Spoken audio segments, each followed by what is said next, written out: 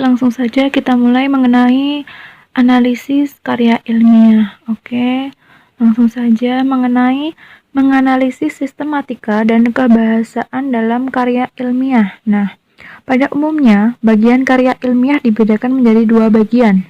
Bagian yang pertama adalah bagian yang isi meliputi pendahuluan, isi pembahasan dan penutup, dan bagian pelengkap meliputi judul, kemudian kata pengantar, daftar isi, lampiran, dan daftar pustaka. Karya ilmiah memiliki kaidah kebahasaan yang khas. Karya ilmiah merupakan karya yang objektif, sehingga pemilihan bahasa dalam karya ilmiah bersifat impersonal, tidak bersifat pribadi. Kemudian, kaidah kebahasaannya adalah 1. Menggunakan kata ganti. Kata ganti itu aku dan saya dalam karya ilmiah diganti dengan penelitian atau penulis. Kemudian yang kedua, menggunakan kalimat pasif. Karya ilmiah menggunakan kalimat yang pasif, misalnya di. Kemudian yang ketiga, menggunakan kata denotatif, makna yang sebenarnya. Kata-kata yang digunakan memiliki makna yang lugas dan tidak boleh memiliki makna ganda atau ambigu. Kata-kata yang digunakan dalam karya ilmiah adalah kata denotatif, yaitu makna sebenarnya. Langkah-langkah menulis karya ilmiah ada 4 bagian.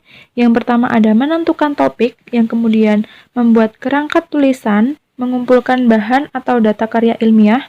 Kemudian yang terakhir, mengembangkan kerangka tulisan menjadi karya ilmiah.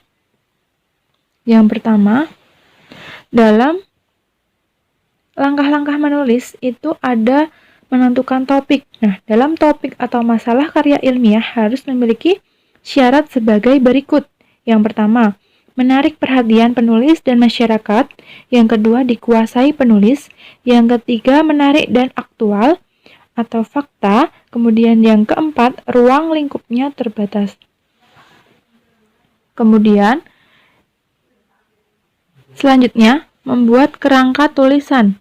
Nah, kerangka tulisan dibuat untuk memudahkan penulis melakukan penulisan. Kerangka tulisan juga akan memberikan sistematika yang jelas. Kerangka tulisan juga memudahkan penulis dalam mengumpulkan data. Kemudian lanjut, mengumpulkan bahan atau data karya ilmiah. Bahan atau data dari sebuah karya ilmiah dapat ditemukan dengan melakukan observasi atau hasil penelitian. Selain melakukan penelitian, sumber data dalam karya ilmiah dapat ditemukan dari internet, koran, atau media massa yang lain. Sumber data yang dapat ditemukan dengan studi pustaka, yaitu membaca beberapa buku yang mendukung topik karya ilmiah. Data dan sumber karya ilmiah juga bisa didapatkan melalui wawancara dengan narasumber atau kuesioner.